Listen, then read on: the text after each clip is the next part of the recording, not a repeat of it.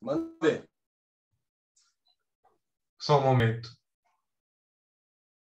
Ok. Eu vou fazer uma apresentação primeiro, antes de fazer as perguntas, e aí, no final de tudo, eu faço um discurso de despedida também.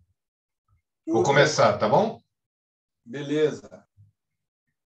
Olá a todos. É um prazer estar aqui hoje com essa pessoa incrível. Vebs, você poderia se apresentar para nós dizendo seu nome, idade e profissão?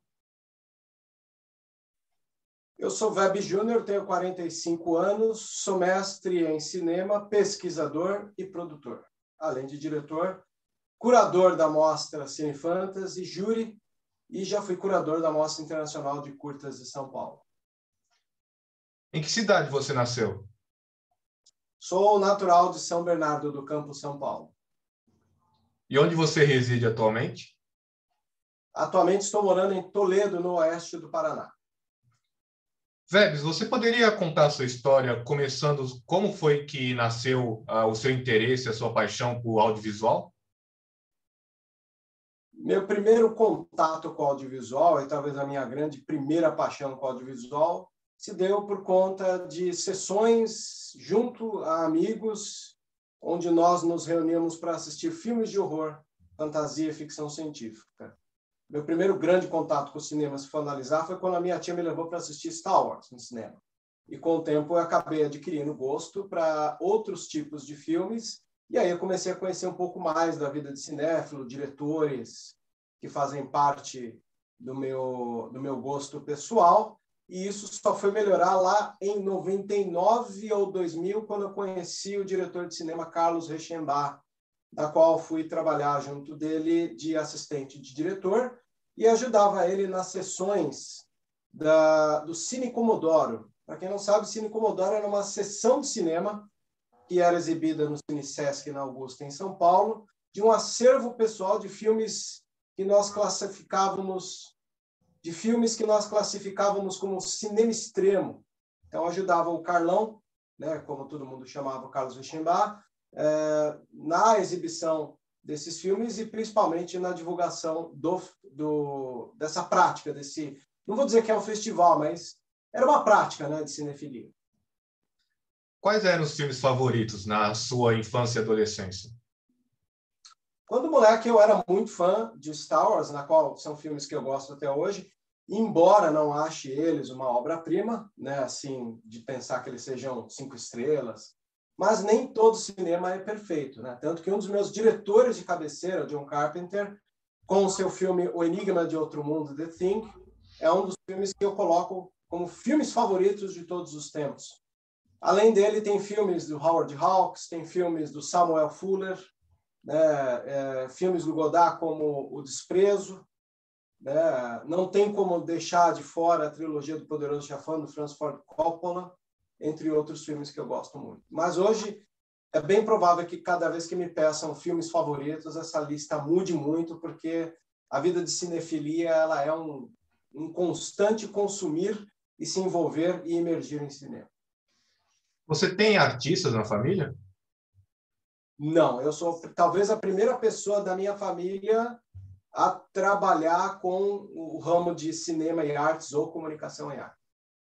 E sua família te ajudou, te apoiou na sua escolha de carreira profissional? O começo da minha vida profissional, filhos de metalúrgico do ABC, né? Meu pai era metalúrgico da Volkswagen, participei do movimento operário indiretamente junto ao meu pai, e ali conheci um pouco da vida de ganguismo e eu entrei, como eu posso dizer, para o estilo de vida punk, rock de São Paulo, no ABC em específico, e isso fez com que a gente sempre pensasse que o nosso caminho era sempre a metalurgia ou a indústria. Depois que eu estudei a ETEC, quando eu estudei na ETEC George Street, em São Caetano, para trabalhar com instrumentação industrial, ao cumprir o meu estágio obrigatório na Pirelli Pneus, eu descobri que a indústria não era meu caminho. Foi aí que eu acabei conhecendo o Carlão, numa das oficinas de documentário, que era intitulada Empédocle, o Homem das Sandálias de Ouro, que era a ideia de um documentário final, e ali a minha paixão por cinema, que já existia, explodiu de vez. Quais seriam as pessoas que mais te influenciaram na sua vida, que te inspiraram a escolher a área audiovisual? As pessoas que mais influenciaram na minha vida para o ramo do audiovisual foi, sem dúvida, o diretor Carlos Reichenbach, o Carlão, meu padrinho em cinema. Talvez um dos meus melhores amigos, Francis Wagner, hoje ele é produtor de mostras, como as mostras da Universo Produções, que é a Cine BH, Cine Ouro Preto e Cine Tiradentes. Ele também é jurado de mostras importantíssimas como Gramado, Brasília, né? E era um amigo que eu cresci e a gente falava muito de cinema. Outras maneiras que possa ter ajudado eu a me influenciar muito com o cinema foi talvez a minha tia, como eu disse, né, que me levou para assistir Star Wars na infância, e talvez alguns amigos de universidade que quando entrei para fazer a graduação bacharel em audiovisual e multimídia, acabei encontrando outros amigos que me ajudaram a emergir um pouco mais no campo do audiovisual. Onde e em que ano você se formou? Eu me formei em São Bernardo mesmo, na Universidade Metodista de São Paulo, em 2003.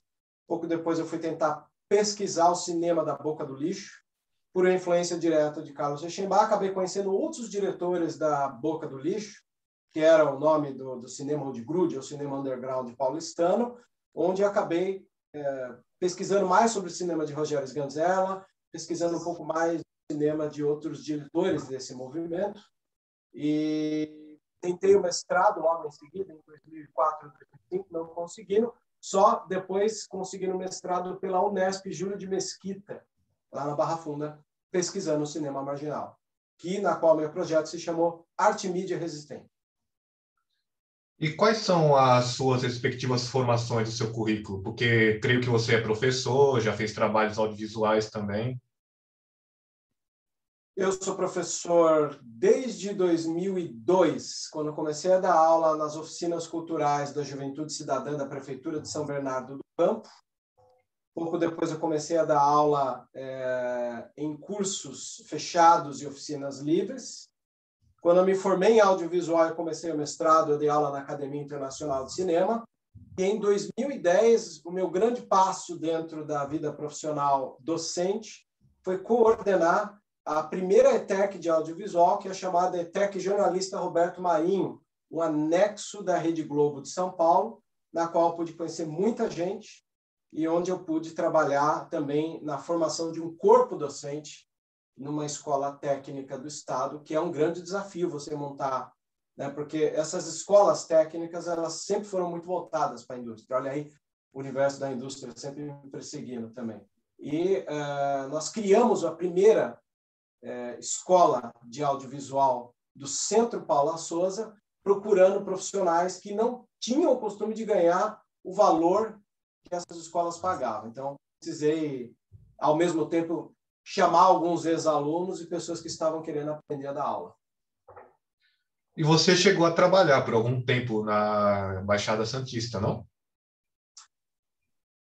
Eu me mudei em 2013 para a Baixada Santista, talvez 2014, não lembro, onde eu comecei a dar aula na Unimonte, hoje é chamada Universidade de São Judas, Campus Unimonte, onde eu pude trabalhar dando aula no curso de Publicidade e Cinema e trabalhar também nas oficinas da ASAOC, né, Amigos da Associação das Oficinas Culturais de São Paulo, em alguns pontos culturais, além de colaborar com o Curta Santos e, principalmente, levar uma mostra itinerante da Seção Comodoro no Cinefest Santos, que é um festival em Santos que é organizado pelo André Azenha, e nós colocamos esse festival dentro da Cinemateca de Santos, e eu me lembro que até depois disso acabou se tornando uma constante rolar uma vez por mês as sessões Comodoro com filmes do acervo, porque o Carlão, quando infelizmente faleceu,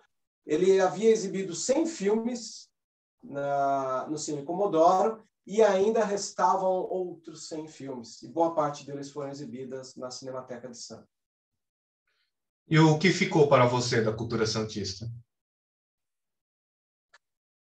Eu posso afirmar que viver em Santos não é uma vida fácil. Foi um período de desafios para mim. Eu estava nos primeiros momentos da paternidade na época, ao mesmo tempo que enfrentava uma mudança cultural muito grande, o que é bastante irônico se pensar que eu morava em São Bernardo, a 60 quilômetros de Santos, mas chegar até Santos e enfrentar um choque cultural daqueles, com uma mudança muito grande, né? Eu precisei, confesso, até procurar ajuda em terapias, onde eu pude entender um pouco melhor como é o povo de Santos, como é o povo portuário, né? Me lembro que até um dos psicólogos falou que existe uma característica muito própria das pessoas de cidades portuárias, né? Eu estranhava muito, o pessoal também me estranhava muito, mas com o tempo acabei adquirindo grandes e fortes amizades, entre elas o Vinícius, do site Portal de Cinemas e Críticos de Cinema Aqui, o próprio André Azenha, o povo da Cinemateca de Santos, o corpo docente de professores da Unimonte e, principalmente, as pessoas que faziam a engrenagem cultural de Santos, seja Curta Santos, seja Cinefest Santos, ou qual é o terceiro festival que tem, Alan? Você lembra o nome? Curta Santos, o Santos Web Festival. Não estou lembrado agora. Tá. Realmente. Depois, qualquer coisa a gente lembrar, a gente insere um áudio em cima de algum insert. Eu acho que talvez seja Nerd Cine uma outra característica que o André tinha. Mas vamos lá. Eu aprendi muito também. As pessoas me ajudaram, não só as pessoas que deram aula comigo na Unimonte, como as pessoas que organizavam o Curta Santos, o Cinefest Santos, o Nerd Cine, a Cinemateca de Santos e outros braços culturais da cidade. Vebs, você fez dezenas de trabalhos audiovisuais. Você poderia nos contar quais são os seus principais, aqueles dos quais você mais se orgulha de ter feito? Em 2008, havia um festival. Em 2008, abriu um edital em São Bernardo, e nesse edital, me lembro bem, que eles iam contemplar o primeiro lugar com um valor maior para realizador e o segundo lugar para iniciante. Eu, na minha humildade, acabei apostando no iniciante, com um filme que tinha como nome Nas Duas Almas. Era um filme baseado um pouco na minha vida, das brigas de gangue. E eu tinha um segundo projeto escrito que chamava Das Faces e Sombras, junto com o artista plástico, também residente do ABC Paulista, Flávio Grão. Quando eu apliquei esses dois projetos, os projetos foram aprovados porque o primeiro lugar de realizador e o segundo de iniciante era mais ou menos, vamos dizer simbolicamente, primeiro lugar realizador 10 mil, iniciante 5 mil. Como realizador não haviam projetos convincentes, eles quebraram o realizador em 2 iniciantes, girando primeiro, segundo e terceiro. Então, acabei ficando em primeiro com Nas Duas Almas, em segundo com Das Faces e Sombras, e o terceiro ficou com uma amiga minha antiga que fez um documentário sobre Paulo Vanzolini. Olha só. Então, o primeiro curta é um curta que eu tenho muito orgulho, é um curta totalmente quebrado, diferente, uma narrativa totalmente baseada em filmes do Rogério Sganzerla, onde era a vida de um rockabilly tentando se reatar com o ex-relacionamento dele. Tive no elenco o Milen Cortaz, na qual conheci o Milen quando trabalhei no filme Garotas do ABC, filme do Carlão Reichenbach. Tive a Vanessa Prieto, que é uma atriz que conheci quando ela trabalhou com o Carlão em Falsa Loura, e tive o Supla, que me ajudou muito nesse filme. Já o Das Faces e Sombras, eu pude contar com alguns amigos, como Marcelo Nascimento, que é um dublador, narrador natural de São Bernardo, Marcelo Bortotto, que ele é de Caieiras, e a atriz que era de Brasília e veio morar em São Paulo na época, que chama Paulinha Grande. Foi um curta em homenagem a John Cassavetes, que é um dos meus diretores de cabeceira, e esse filme chamou bastante atenção. Ambos foram em vários festivais, e embora eu tenha vida em clipes que ganharam festivais em MTV e Multishow, são esses dois curtas que eu tenho extremo carinho como parte do primeiro start, do boom da vida cinematográfica na minha vida. Como é a sua rotina na sua área de trabalho? Eu baseei a vida inteira para ensino. Então, praticamente, quando eu comecei a trabalhar com o ensino do audiovisual, por isso que eu acabei indo para mestrado e ainda tenho planos de doutorado, eu acreditava que a vida de ensino pudesse me sustentar. Infelizmente, com a queda do governo de Dilma Rousseff e a entrada de Jair Bolsonaro, o ramo de audiovisual foi extremamente demolido, né? Alguns pensamentos obscurantistas, talvez piores do que da época da ditadura militar, em maio de 1968, nós tivemos em 2018 o começo do desmonte da vida cultural e da vida educativa. Com essa queda brusca, né, esse período obscurantista, eu tive que voltar para campo, porque as universidades começaram a ter um gigantesco problema, principalmente com a chegada do Covid-19, com a pandemia, e eu precisei voltar para a área. Eu já estava morando em São Paulo e trabalhando na Turner do Brasil, criando conteúdos digitais para os canais da TNT, Warner e Space Brasil. E com a chegada da pandemia, mais a demolição que esse governo promoveu na área cultural, eu precisei voltar para o oeste do Paraná, onde uma produtora que cobre eventos e faz propagandas para a área do agro e do cooperativismo me acolheu, e hoje eu trabalho diariamente com produções baseadas em agro e cooperativismo. Como você concilia a sua vida pessoal com a sua vida profissional? Eu, além de trabalhar com audiovisual e ter uma vida, por enquanto, estacionada na docência, posso dizer que esse semestre inteiro eu só tive uma disciplina na pós-graduação da EMI Morumbi, que é uma faculdade que ainda mantenho vínculos, dando aulas na pós-graduação de comunicação deles. Eu tenho o meu podcast, que é um podcast sobre Star Wars. Eu tenho esse podcast de Star Wars, eu tenho alguns canais de amigos meus de cinema que me chamam constantemente para análise de obras que saem, seja séries de formato streaming, sejam filmes no cinema, ou seja apenas pelo exercício do debate. Então, eu acredito que, embora não esteja produzindo audiovisual da maneira... Peraí, que deu uma travada aí.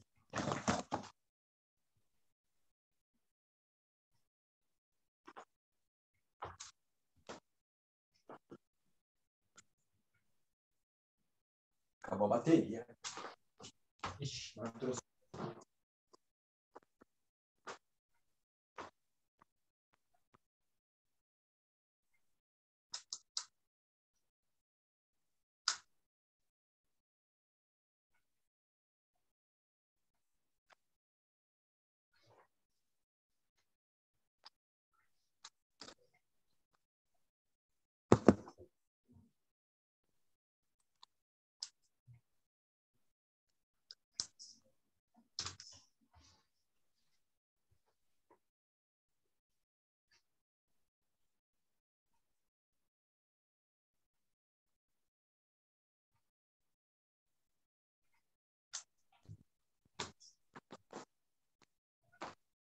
Peraí, rapidinho.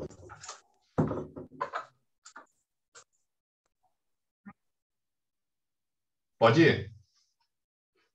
Bem, a minha vida cultural ela continua hoje, mesmo tendo apenas uma disciplina que eu ensino dentro do corpo mesmo dando aula no programa de pós-graduação da Universidade em Morumbi, acredito que o exercício crítico e narrativo continuam quando eu escrevo os roteiros para o trabalho e principalmente quando eu realizo os meus podcasts e lives junto a amigos que tenham canais, seja de Star Wars, seja de cinema, né? Como eu disse, o próprio Cinema Aqui, que é um canal do Santos, o canal do Denis, o Analisador, de Minas Gerais, um canal do Rio de Janeiro, até mesmo o meu próprio podcast. Eu estou continuamente em análise e contato com a teoria do cinema. Então, cinema é uma das minhas paixões, então conciliar a vida pessoal e conciliar um pouco com a minha vida profissional é um pouco disso.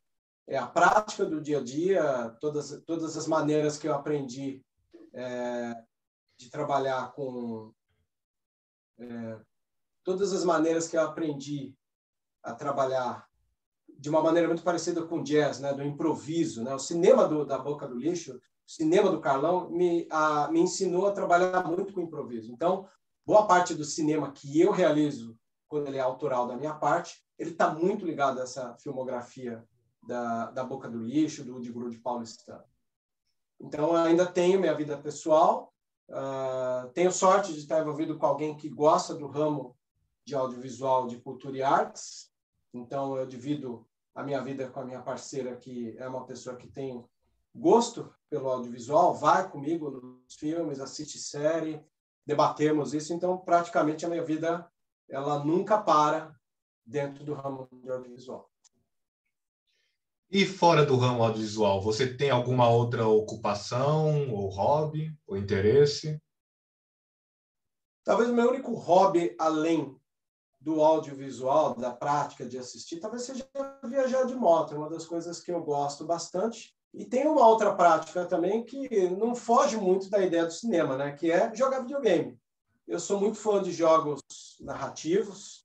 Ironicamente, atualmente, até acabei lendo uma matéria do Antônio Fagundes, né? Que declarou seu amor por jogos como The Last of Us. E eu sou uma dessas pessoas que gosta de jogos, gosto de formatos narrativos.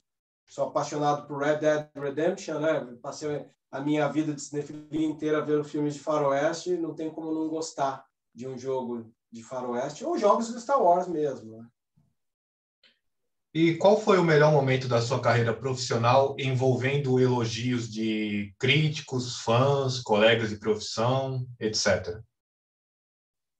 O melhor momento da minha vida em audiovisual foi quando eu pude exibir o filme Das Faces e Sombras na sessão Comodoro do Carlão. E lá foi um crítico de cinema que eu sou muito fã, e desde a época da minha formação acadêmica. O nome dele é Inácio Araújo, por muito tempo ele escreveu para a Folha de São Paulo, e era um roteirista do Carlão, que montou alguns filmes do Carlão, e depois, junto ao Rubens Ewald Filho, que é de Santos, né?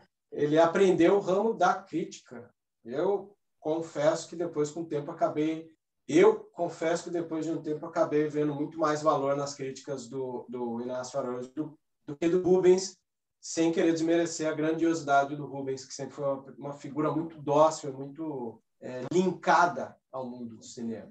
E quando exibiu Das Faces e Sombras, o Inácio Araújo destinou um trechinho do seu blog para falar do meu curta Das Faces e Sombras. Embora tanto Das Faces e Sombras quanto o curta Nas Duas Almas correu festivais, ganhou elogios e observações de críticos, seja da revista Cinética, seja da revista Contracampo, que são revistas de cinema que foram da minha formação, ver uma pessoa como Inácio destinando um tempinho para escrever um texto sobre o meu curta, talvez seja o meu maior prêmio de vida. Além de, obviamente, os elogios do Carlão, que estava constantemente comigo, me incentivando a realizar obras audiovisuais.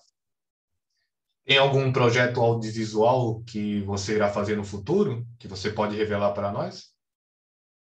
Um dos meus projetos audiovisuais, que se um dia eu conseguir acreditar que ele aconteça, seria um filme muito parecido com o filme Warriors, né? Os Selvagens da Noite do Walter Hill, baseados em todas as brigas de gangue do ABC paulista, entre neonazistas, punk rockers, rockers, alguns headbangers. Então, eu tenho, talvez meu grande sonho é fazer um filme sobre brigas de gangue. Em que momento você ouviu falar da pandemia do Covid-19 pela primeira vez? Primeira vez que eu ouvi falar da pandemia foi porque eu leio bastante a BBC, talvez é o meu site favorito. Para pesquisar qualquer coisa, eu sempre acabo começando a procura pela BBC. E lá eu descobri que aconteceu, né, uma variação do SARS-CoV, e isso me deixou espantado. Talvez, quando eu senti que o Covid, a pandemia, ia esbarrar com a minha vida normal, foi quando eu estava trabalhando na Turner em janeiro de 2020, e o meu chefe, que é um ex-aluno da Universidade Metodista, inclusive, um grande amigo de cinefilia, que eu fui conhecer novamente depois de um longo tempo, quando ele trabalhou, e ele frequentava salas de bate-papo UOL de Cinema, conheci ele de lá. Esse meu patrão, que era o Bruno, ele me falou que a estreia do filme de 007 havia sido adiada por causa da pandemia mundial. Aí eu senti que não era mais uma pandemia controlada como foi a pandemia de outras gripes, né, populares que a gente viu por aí. Aí eu senti que aquilo pudesse ser algo perigosíssimo. Então, a cada notícia que vinha, eu me assustava mais. Como a pandemia afetou a sua área de profissão? A área de produção, nem tanto. Não, me afetou diretamente, sim, não tem como. A pandemia, ela me afetou. A pandemia, ela me afetou de uma maneira da qual, quando eu consegui entrar na Turner do Brasil para trabalhar com conteúdos digitais, eu trabalhava diariamente, trabalhava na redação da Turner e criávamos todos os conteúdos digitais. Quando chegou a pandemia e nós tivemos que trabalhar em home office, acho que todo tipo de trabalho houve um enxugue de departamentos, onde as pessoas começaram a ser acumuladas de serviço e algumas não tiveram seu contrato renovado.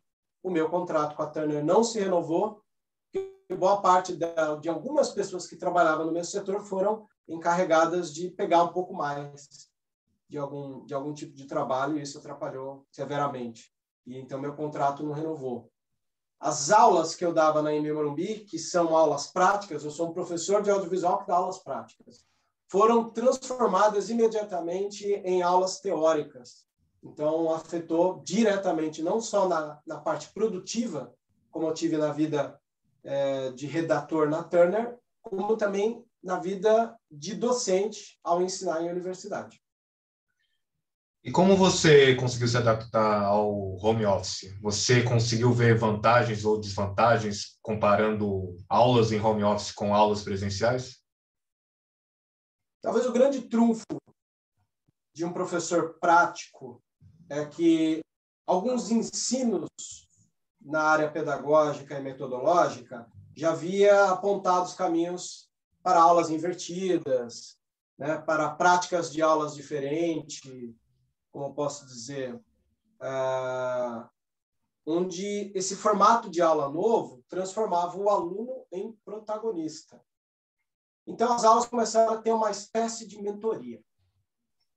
E eu, como sempre dei aula e apoiei muito a realização das aulas práticas com o celular, com a chegada da pandemia, eu consegui transformar essas aulas práticas em práticas contínuas, desde quando eu li um livro chamado Microcinemas. E esse livro de microcinemas, ele incentiva as pessoas a realizarem suas obras audiovisuais usando mídias móveis, como os aparelhos celulares que hoje gravam Full HD, 4K. Então, acredito eu que a grande vantagem do impacto ter sido reduzido, né? Não vou dizer que não teve impacto, sempre tem impacto. A única coisa é que o impacto se reduziu porque eu mantive a prática com o audiovisual utilizando o celular.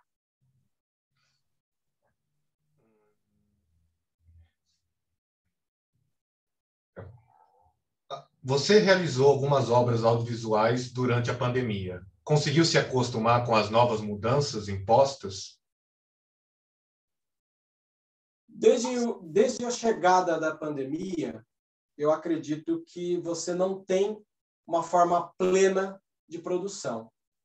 O momento que me marcou muito foi quando, depois que o Papa realizou a sua primeira missa no Vaticano, onde tem aquela imagem clássica do Vaticano com o pátio de São Pedro vazio e ele indo caminhar para realizar essa missa, eu prestei muito serviço voluntário para os jesuítas, para a ordem jesuíta, né, da Companhia de Jesus. E num dos momentos, um amigo meu que foi meu aluno de cinema, e num dos momentos, um amigo meu que foi meu aluno de cinema quando eu lecionei na Academia Internacional de Cinema, o irmão Lucenberg, ele me chamou para realizar um canto gregoriano que seria gravado e exibido no intervalo de uma missa. Então, eu fui no pátio do colégio, um lugar extremamente histórico para a história do nosso país, e lá nós gravamos na capela um tenor cantando músicas, onde essas músicas seriam mescladas com as cenas da cidade de São Paulo vazias pela pandemia.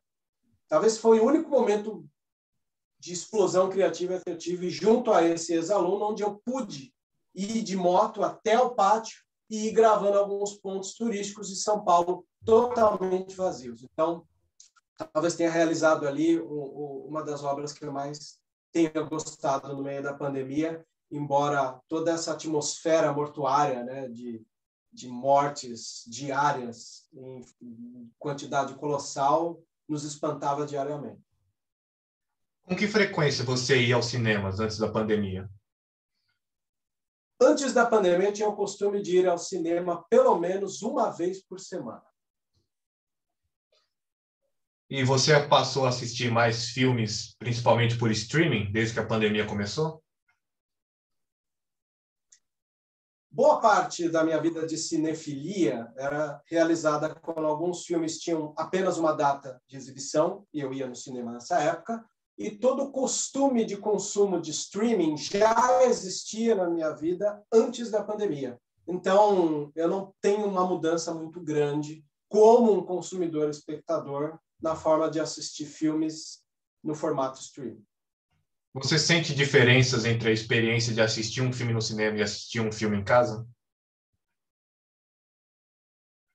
Existe uma diferença muito grande ao assistir filmes em casa e assistir filmes no cinema. Quando a gente vai até um cinema para assistir um filme e as luzes apagam, a tela abre e aquela tela imensa acende na sua frente, há um momento de imersão inexplicável. Eu, que me formei em cinema e sou apaixonado por cinema, vi esse momento íntimo onde existe uma troca entre eu e a tela de cinema, e essa evidência entre nós foi ameaçada. Com a chegada do streaming, eu comecei a adaptar a minha forma de ver filme em casa, com todos os intempéries do dia a dia, entre pessoas que ligam e pessoas que conversam. Então, a forma de imersão foi totalmente ameaçada e teve essa situação que atrapalha um pouco, né, de você admirar o cinema na plenitude que ele merece. Você já tomou a vacina, Febs?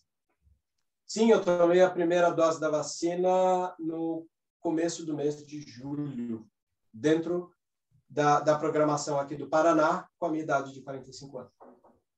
Tem previsão para tomar a segunda dose? A previsão é em setembro a segunda dose da vacina. Que bom, fico feliz por você. Você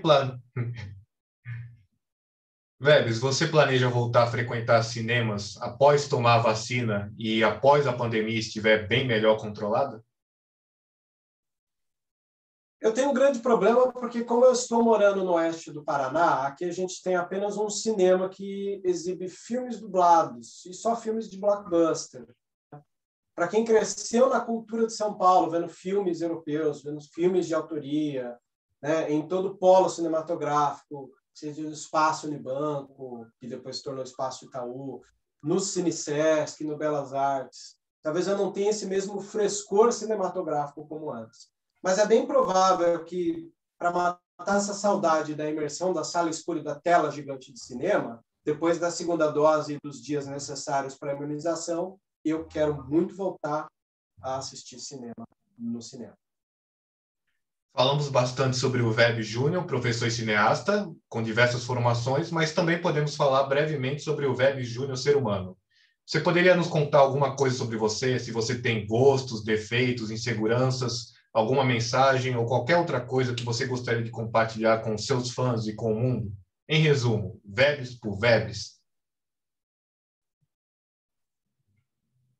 Talvez se eu tivesse que deixar algum recado aí para o mundo das palavras de Vebs Júnior, talvez fosse aproveitar bastante a vida de forma plena, porque com essa chegada de pandemia a gente assustou e a gente encarava a morte todo dia, né? A gente via várias pessoas desfalecendo pelo caminho, e para nós que trabalhamos com comunicação e artes, que somos movidos por esperança, que somos movidos por uma força muito grande de crença, porque cinema é uma arte das evidências enganosas.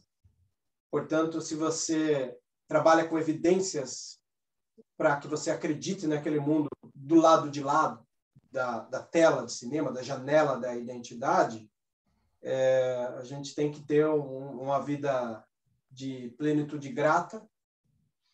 Temos que ser positivos antes de tudo, acreditar que todo período ruim seja uma fase e que vai passar, seja ela a pandemia, sejam os péssimos governos que estão imperando, né, com todas as ideias erradas como o governo do Bolsonaro nos trouxe, né?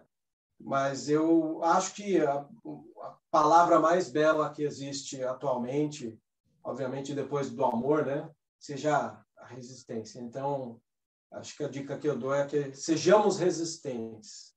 Existem várias pessoas que precisam das nossas inspirações para continuar na resistência. E nós, de cinema, que estamos sofrendo com a pandemia e com o governo, precisamos ser resistentes o quanto antes, para que novas pessoas acreditem no potencial da sensibilidade e imaginário que o cinema tem e utilize isso para a sua vida no dia a dia. Porque o cinema é uma obra tão linda, plena e completa que você não precisa se formar em cinema para se contagiar com a energia que o cinema tem.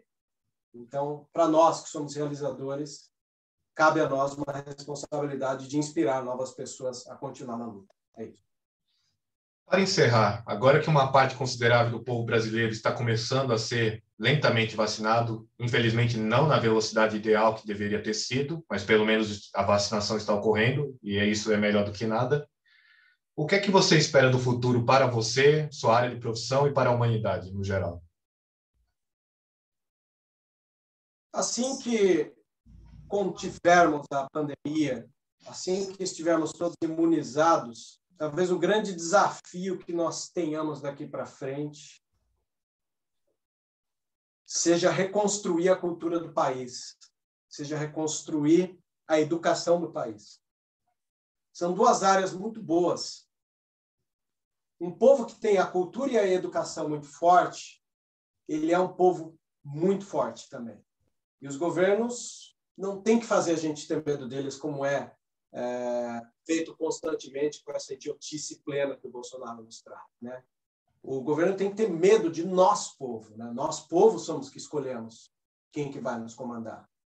E se a gente sabe que mais de 70% do país não concorda com um psicopata no poder, um genocida, acredito eu que esse é o nosso caminho, que a gente possa reconstruir a cultura, reconstruir a educação de uma maneira ideal, que impeça que um número pequeno de pessoas nos atrapalhe na vida. Senhoras e senhores, esse foi Vebs Júnior. Vebs, muito obrigado por ter cedido seu precioso tempo para essa conversa e muito obrigado pela enorme contribuição que você está dando diariamente para a cultura santista. Não, perdão. Desculpa, Vebs, vou reformular aqui de novo, tá? Vebs? Espera aí. Vebs? Acho que tu caiu para mim.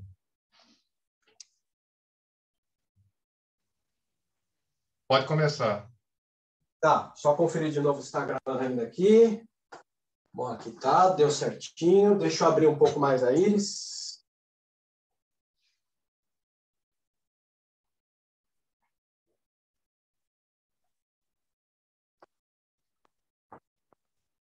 O áudio está gravando, né, normalmente com você, né? Na Oi? lapela. O áudio está gravando normalmente com você, né? Na lapela. Tá aqui. Ah, O então áudio beleza. do André. Beleza. Então, qualquer coisa, na hora da edição, eu faço um milagre aqui também, com o áudio disponível. Maravilha. Vamos Fala lá. do seu podcast, então. Bom, o meu podcast é um podcast sobre Star Wars, que eu tenho junto a amigos. Quando não é o caso do podcast, tenho uns amigos de canais de análise de cinema. Um deles é o Cinema Aqui, que é um canal de Santos, organizado pelo Rodrigo e pelo Vinícius. Tem um amigo meu que chama Denis, o analisador de Minas Gerais, entre outros canais que fazem parte de cultura pop. Então, eu estou sempre com eles na realização de obras além do que é o meu ofício. Além do audiovisual, você tem alguma outra ocupação ou hobby? Além do audiovisual, um dos meus hobbies constantes é passeios de moto. Eu gosto muito de viajar de moto. E videogames. Não tem como, né? A gente sabe que atualmente até Antônio Fagundes assumiu seus amores por filmes. A gente sabe que até atualmente Antônio Fagundes assumiu sua paixão por jogos de videogame narrativos. No caso, ele colocou uma lista de jogos que ele gosta muito, sendo The Last of Us um dos primeiros. E não vou ser diferente, né? Um cara que cresceu vendo Faroeste, por exemplo, não tem como não aproveitar um jogo como Red Dead Redemption, né? Sendo 1 ou 2, o próprio The Last of Us, ou jogos baseados na franquia de Star Wars. Qual foi o melhor momento da sua carreira profissional envolvendo elogios de fãs, críticos e colegas de profissão? Talvez o melhor momento profissional da minha vida, não porque é baseado em elogios, mas porque eu tive uma conquista pessoal. Foi na época que os meus curtas correram por festivais, mas em um momento em especial foi quando o crítico de cinema Inácio Araújo, vale lembrar o crítico Inácio Araújo, antes ele era montador e roteirista com Carlo Reichenbach. Posteriormente ele se tornou crítico a partir da sua amizade com Rubens Evald Filho, que é um crítico de Santos, natural de Santos, e por conta disso, com o tempo, eu comecei a adquirir um pouco mais de carinho pelo Inácio Araújo. E na época ele escrevia para a Folha de São Paulo, e quando eu exibi o filme Das Faces e Sombras em uma das sessões Comodoro com o Carlão Reichenbach, o Inácio foi lá, assistiu e dedicou um tempinho dele para escrever um texto sobre o meu curta no blog dele. Esse tipo de situação, para mim, valeu muito mais do que ganhar festivais, troféus. Então, ter um momento ali de observação, além de também, não só o Inácio Araújo, mas críticos de outras revistas que fizeram parte da minha formação como cinéfilo e profissional de ensino de cinema. Revistas como a Revista Cinética, Revista Contracampo, Cine Qua Non. Tive vários amigos críticos de cinema que gostaram muito do meu filme, dos meus 2 curtas, né? Acredito, inclusive, que esses 2 curtas me representam muito mais do que os meus trabalhos com videoclipe, da qual boa parte dos clipes, como posso dizer, todos os clipes que eu dirigi e produzi foram exibidos no Multishow ou na MTV brasileira. Tem algum projeto audiovisual que você gostaria de realizar no futuro? O grande projeto de audiovisual que eu talvez sonho muito com isso um dia é uma versão, não vou dizer uma versão brasileira, mas a minha versão de alguém influenciado com um filme como Warriors, do Walter Hill. É um filme de 79, 80.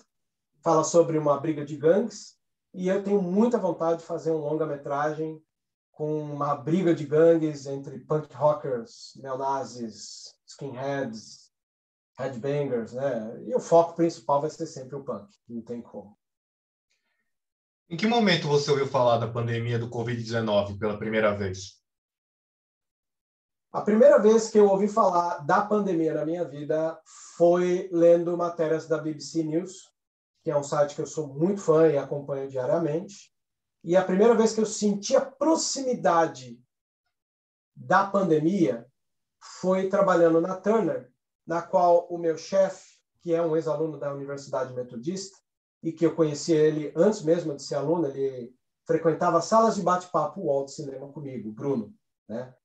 E o Bruno, ele me disse, num dos momentos na redação da Turner, que a estreia do último filme de 007 foi adiada por conta da pandemia e do SARS-CoV. Então, com isso, eu acabei sentindo a proximidade desse pesadelo que assola o mundo.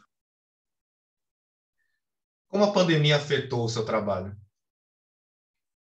A pandemia afetou meu trabalho em diversas formas. Primeiro, porque eu trabalhava como redator na Turner, criando os conteúdos digitais para a TNT, para a Warner e Space Brasil, e trabalhando em premiações como Grammy e Oscar. O meu terceiro evento de premiação seria a Billboard, que foi cancelada por causa da pandemia. Ali, um pouco depois, quando foi declarada a quarentena, todos acabaram transformando o seu trabalho em home office.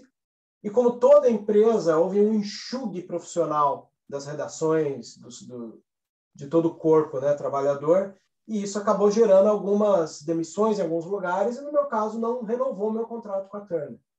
Já na vida acadêmica, eu tive que transformar as aulas que eu, sendo um professor de aulas práticas de audiovisual, tive que partir para o home office, utilizando práticas das aulas de audiovisuais através das mídias móveis. Então, houve um impacto considerável.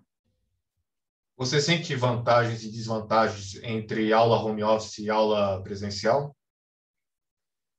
Sendo um professor de aulas práticas do audiovisual, eu sinto uma diferença imensa, até da imersão do aluno com a prática, e isso atrapalha completamente como ele pode aprender melhor a profissão. Um dos exemplos disso, um dos desafios trazidos para mim foi uma aula sobre a imagem do marketing esportivo, da qual nós iríamos fotografar algumas práticas esportivas e decorrente à pandemia, algumas visitas haviam sido confirmadas e logo depois canceladas. Então, salas de aula que eu teria a chance de conhecer em exercícios práticos, acabou que não aconteceu e eu nem conheci os alunos, mas tenho um excelente relacionamento. Mas, infelizmente, atrapalhou bastante as aulas práticas. Como tem sido a experiência de gravar obras audiovisuais durante a pandemia? Durante a pandemia, existe uma questão interessante a se analisar, é que para os professores que já estavam abraçando a realidade das metodologias ativas, na qual transformavam as aulas em aulas invertidas, onde o professor se tornava um mentor, né? Isso ajudou um pouco a amortecer o peso da chegada do Covid, porque boa parte das nossas aulas, que eram mentorias, elas podem ser mentorias de formato home office, remotas, né? Porém, infelizmente, na hora do momento prático de uma obra audiovisual, seja ela para o campo jornalístico, seja ela para o campo publicitário, ou no campo cinematográfico, a prática acabou sendo limitada por conta da chegada da pandemia. Com que frequência você ia ao cinema antes da pandemia? Antes da pandemia, a minha frequência cinematográfica de visitar o cinema e curtir o cinema era pelo menos uma vez por semana. E você passou a assistir mais filmes por streaming desde o início da pandemia? Quando eu não frequentava o cinema, o costume de ser um espectador dos serviços de streaming já existia. Então, com a chegada da pandemia, eu só aumentei a minha frequência em assistir no formato streaming, mas isso não era uma novidade na minha vida. Você sente alguma diferença entre a experiência de assistir um filme no cinema e assistir um filme em casa? A diferença que eu sinto entre o cinema, no ambiente cinema, e o cinema no streaming está na imersão. Primeiro porque quando você visita uma sala de cinema, a sala apaga as luzes, aumenta a tela, né? Há uma evidência, há um contato direto entre você e a tela de cinema e essa evidência que é a prática imersiva do cinema. E isso foi realmente atrapalhado, porque você na sua casa é constantemente interrompido com o celular, com pessoas, né? Não ter um momento que é só você e a tela, isso atrapalha muito a imersão do cinema. Você já tomou a vacina, Vebs? Eu já tomei a vacina no começo de julho. Você planeja voltar a frequentar cinemas após a pandemia estiver bem melhor controlada? Após a minha segunda dose e eu ter a certeza plena da imunização, eu pretendo voltar a frequentar cinemas. Embora há uma diferença muito grande, né? Morando no oeste do Paraná, você tem um cineminha de bairro dentro de um shopping, que é um cinema que vai exibir filmes dublados e geralmente blockbusters, né? Quebrando essa lógica e esse costume que eu tinha de São Paulo de frequentar grandes cinemas do circuito alternativo. Falamos bastante sobre o Webb Júnior, professor e cineasta, mas também podemos falar brevemente sobre o Webb Júnior, ser humano. Pode nos contar algo mais sobre você e tem alguma mensagem que você gostaria de compartilhar com o mundo? Em resumo, Webbs por Webbs? Talvez o meu grande recado pessoal foi algo que eu aprendi desde a chegada de um governo, de um desmonte cultural e educacional, como é o governo do Bolsonaro. Então, o meu recado é que, mais do que nunca, tudo aquilo que eu lia na época da ditadura militar, boa parte do cinema novo, boa parte do cinema marginal, foram obras que vieram como resultado e uma resposta direta ao sistema opressor de um governo que flerta com o fascismo, né? Movimento tropicalista, teatro oficina, cinema marginal, tudo isso foram práticas culturais que nós bebemos muito bebemos muito da origem dessas manifestações culturais. Então, mais do que nunca, hoje a gente aprende que o termo resistir, o termo resistência, ele vai além do que uma simples palavra, né? Um pouco antes das eleições de 2018, onde o cantor Roger Waters, do Pink Floyd, pôde visitar o Brasil e ele colocava, né, o termo resist, para termos cuidado com o voto. E, infelizmente, o brasileiro caiu no canto da sereia, né, abraçando algumas práticas fascistas do governo, onde boa parte da população não tinha ideia de onde estava caindo, né? Hoje, uma boa parte acordou e está vendo o lamaçal e o obscurantismo que a gente vive hoje. Então, o termo resistência talvez seja um recado que eu deixo e que a gente possa, muita cultura e educação, nos fortalecermos sempre mais em prol da edificação da própria população, do povo e sua cultura. Para encerrar, agora que uma parte considerável do povo brasileiro está começando a ser lentamente vacinado, talvez não na velocidade ideal que deveria ter sido, mas pelo menos estão sendo vacinados, e isso já é melhor do que nada. O que você espera do futuro para você, sua área de profissão e para a humanidade no geral? Agora que boa parte da população está se imunizando, entendeu a vantagem, né, da vacina, eu nunca imaginei, né, nós teríamos a legitimidade de um formato de imunização através da vacina questionado. Então, a gente vive um obscurantismo muito grande no país. Talvez a grande missão do brasileiro agora, depois da imunização, é a reconstrução do seu país. A gente tem um primeiro passo, que são as eleições de 2022, na qual a gente, com muita humildade, vai ter que chegar nas pessoas que ignoram a política, e como diz o Frei Beto, todas as pessoas que têm nojo de política são engolidas por aquelas que não têm. Então, nós temos que trazer uma conscientização imediata nas pessoas do perigo que é manter um psicopata e um genocida como o Bolsonaro no poder. Então, o nosso grande passo seria, em primeiro lugar, a conscientização das pessoas de como nós temos que ter pessoas que admitem a democracia e faça ela continuar a acontecer nesse país. Depois nós temos uma reconstrução gigantesca da educação, da cultura, entre outros campos, da qual a forma de pensar do governo feriu esses tecidos sociais. Então, há uma reconstrução muito grande no país que deva acontecer depois das eleições de 2022. Senhoras e senhores, esse foi Webb Júnior.